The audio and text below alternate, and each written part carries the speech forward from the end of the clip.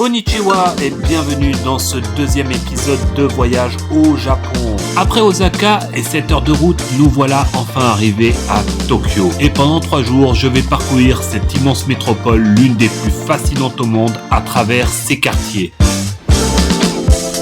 Et parmi eux, certains sont très connus, très emblématiques, et d'autres beaucoup moins connus et plus sous-cotés. Et c'est ce qu'on va tenter de découvrir à travers cet épisode. Et bien sûr, si vous avez des questions, des remarques, des suggestions, n'hésitez pas à les poster en commentaire. Ne vous inquiétez pas, je lis tout et je m'efforcerai bien entendu d'y répondre.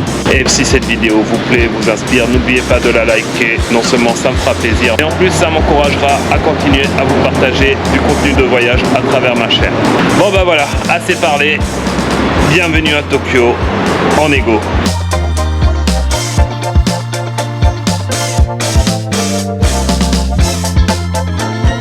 Et pour découvrir la plus grande métropole du monde, rien de mieux que son métro. Rapide, efficace, mais aussi tentaculaire, c'est un monde à lui tout seul.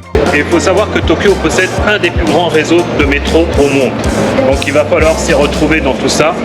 Mais à ce qui paraît, c'est moins compliqué que ce que ça en a l'air.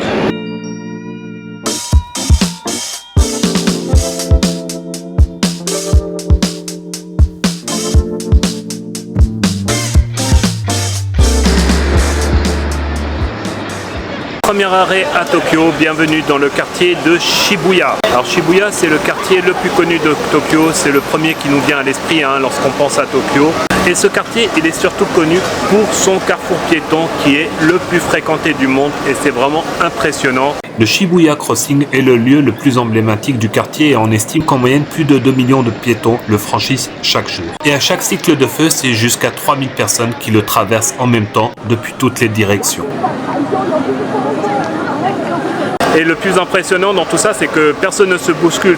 Tout le monde connaît sa trajectoire, c'est fluide. Shibuya, ce n'est pas seulement que le carrefour piéton, c'est aussi ses écrans géants, ses enseignes, ses néons. Bref, Shibuya, c'est l'énergie des premières minutes lorsqu'on arrive ici à Tokyo.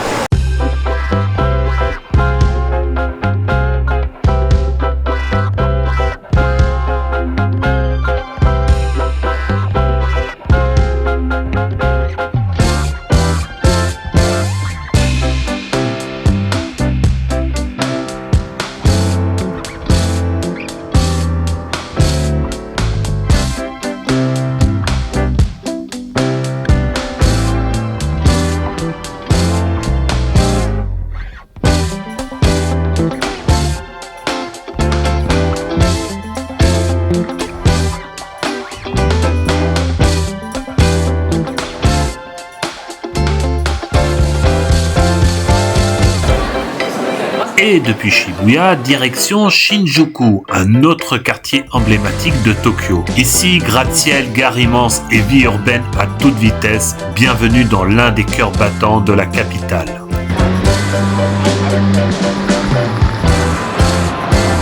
Mais Shinjuku, ce n'est pas seulement ses gratte-ciel, ses grandes avenues et ses néons. On y trouve aussi ces petites rues piétonnes à l'ambiance plus traditionnelle avec leurs lanternes, leurs bars minuscules, leurs restaurants et leurs salles de spectacle. C'est une facette du quartier plus intimiste mais tout aussi typiquement tokyoïte.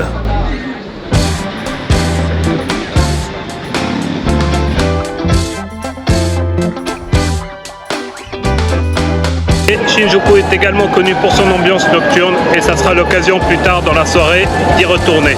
Après Shinjuku, direction Harajuku, le quartier de la mode et de la jeunesse tokyoïte. Et au cœur de cette effervescence, sa rue la plus célèbre, Takeshita Dori.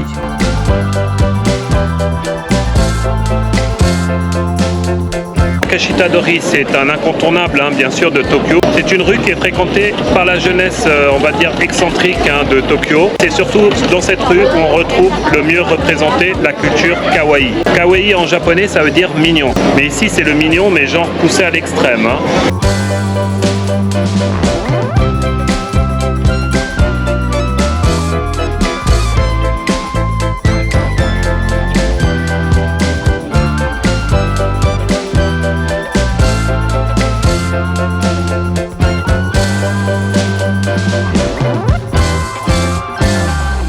Et pour l'instant, partout où je vais à Tokyo, il y a toujours un monde de fou. Vous voyez,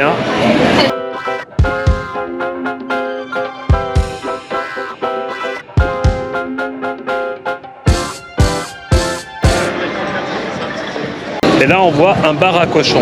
Alors c'est la première fois que j'en vois, mais je vous ai dit, cette rue, elle est vraiment excentrique, quoi. Jamais vu ça. Et juste à côté du bar à cochons, il y a à ma gauche le bar à chiens et à ma droite le bar à chat.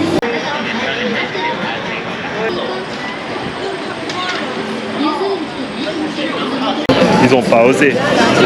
Mesdames et messieurs, voici un bar à loutre. Donc on peut être fan, adoré, mais sans forcément être fan, ça reste un endroit à visiter absolument ici à Tokyo.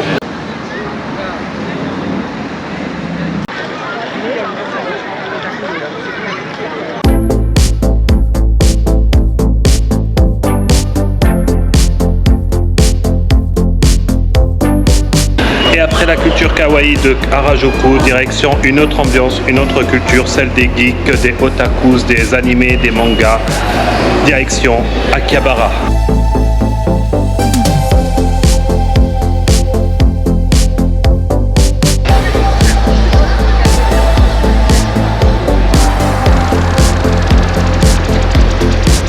Et nous voici arrivés à Akihabara. Et Akihabara, c'est le royaume des geeks et des otaku. Alors les otaku, qu'est-ce que c'est? C'est des personnes qui sont passionnées, voire même obsédées par tout ce qui est jeux vidéo, manga, animé, figurines, etc.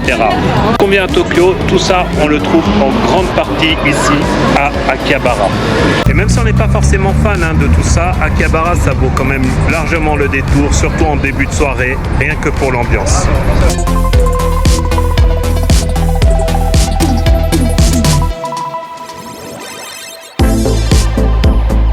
Bon bah voilà, après cet excès de son et de lumière, je me dis autant continuer. Là on va quitter Akihabara direction Shinjuku. Et à ce qui paraît, Shinjuku by night, c'est vraiment un autre spectacle. On va voir ça.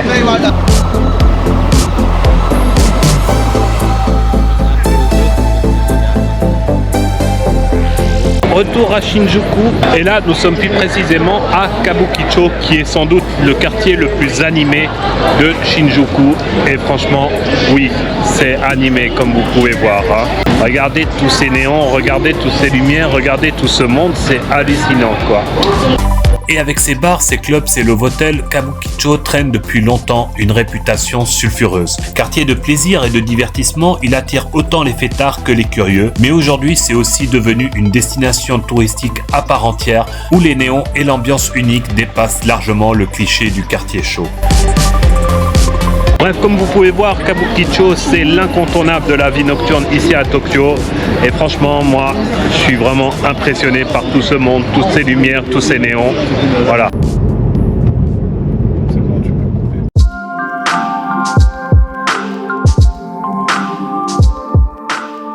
Et après Kabukicho et ses lumières, on change complètement d'ambiance. Nous voici dans le quartier d'Asakusa. Et ici, on découvre un Tokyo plus traditionnel avec ses rues animées et ses marchés autour du temple.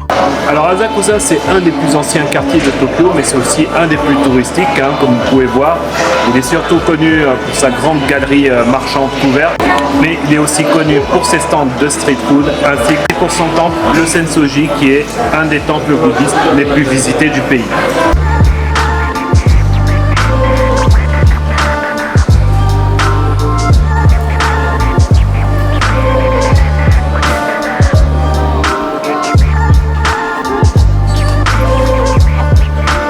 Le Sensoji est considéré comme le plus ancien temple de Tokyo. Son origine remonte au 7e siècle. La porte Kaminari-mon, avec sa grande lanterne rouge, est l'un des symboles les plus connus de la ville. Et tout autour, la rue commerçante Nakamisedori perpétue depuis des siècles la tradition des échoppes de souvenirs et de snacks.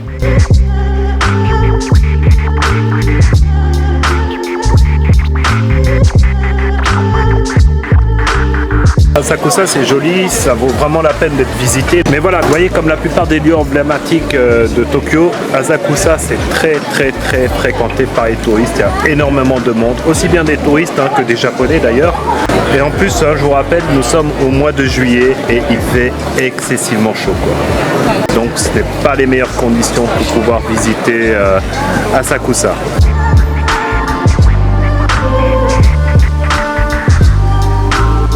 Donc Donc là, nous avons quitté le quartier de Asakusa pour découvrir d'autres quartiers de Tokyo, d'autres quartiers peut-être plus sous-cotés, moins fréquentés par les touristes.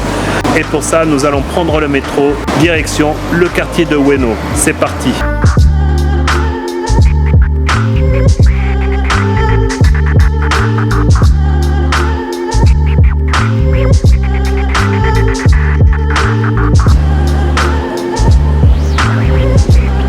Et me voilà à Ueno. Donc Ueno, c'est un quartier, on va dire, qui mêle un peu nature et culture ici à Tokyo.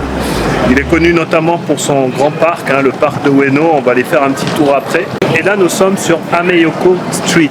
Ameiyoko Street, qui est un ancien marché noir d'après-guerre. Aujourd'hui, c'est devenu plus un souk, on va dire, à la japonaise. On trouve de tout, du poisson séché, du thé, des vêtements, des babioles, etc. Bref, Ameiyoko Street, c'est vraiment un condensé du Tokyo populaire.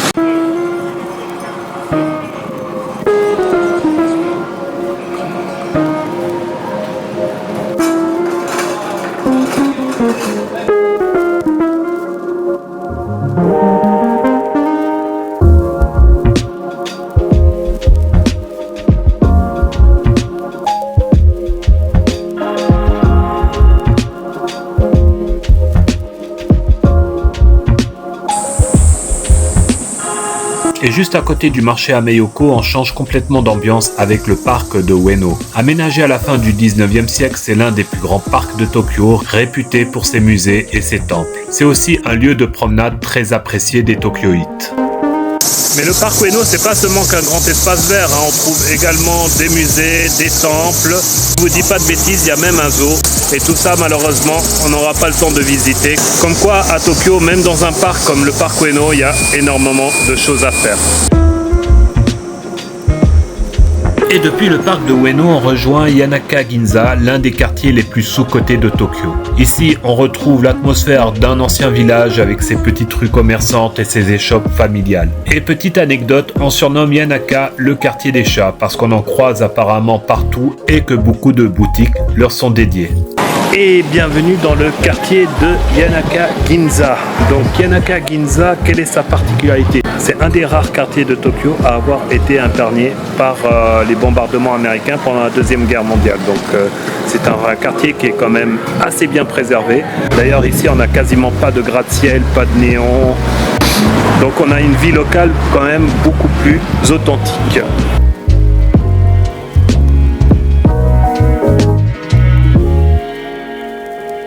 Voilà, c'est une atmosphère qui me plaît bien, très honnêtement. Une atmosphère, là on sent que tout est figé, tout est calme, qu'on est très loin de la frénésie de Tokyo. Donc voilà, ça me plaît bien.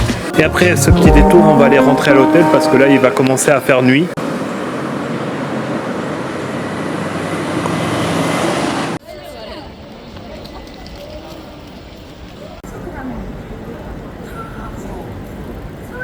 Donc pour ce soir, nous voici dans le quartier de Ikebukuro. Ikebukuro, c'est un grand quartier de Tokyo dont on parle beaucoup moins par rapport à Shinjuku ou Shibuya.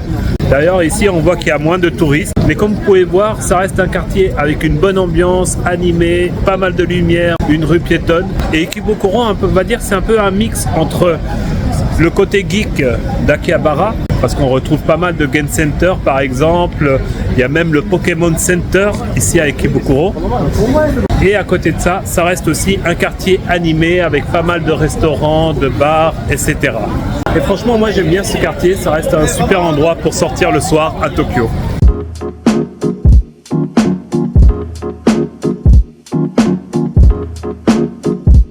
Et il faut dire que l'ambiance à Ikebukuro est bien différente de celle qu'on a découverte la veille à Kabukicho. Et si, certes, il y a toujours les néons et l'énergie, mais dans une atmosphère beaucoup plus décontractée et plus accessible. Bref, c'est beaucoup moins tape à l'œil et c'est justement ce qui rend ces rues piétonnes agréables à parcourir la nuit.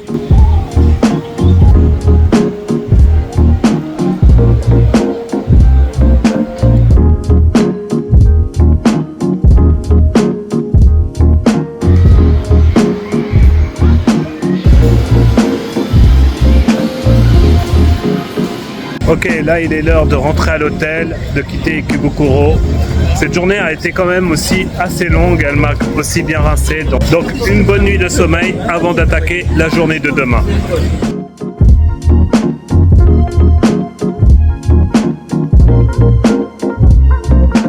Et avant de quitter Tokyo, un petit détour rapide par son centre-ville. Ici, comme vous voyez, le contraste est total, de larges avenues modernes dominées par des tours de verre et au milieu, le château de Tokyo, vestige de l'histoire de la capitale. Bref, encore un exemple parfait du Japon, coincé quelque part entre tradition et modernité. Oui, je sais, ça sonne cliché, mais en même temps, c'est un peu la vérité.